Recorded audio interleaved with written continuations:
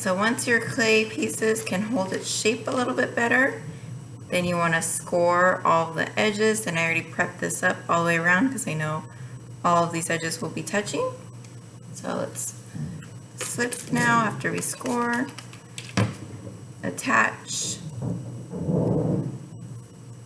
and then we could put the other wall that's ready to go here. Score and slip. I already scored it. Put it up. And now you're going to want to really press these two edges good together, and same with the bottom, press in. And now on the inside you're going to want to add support coils, so that way you don't see this seam and you don't see the other seams. So roll out your coil, score it really well,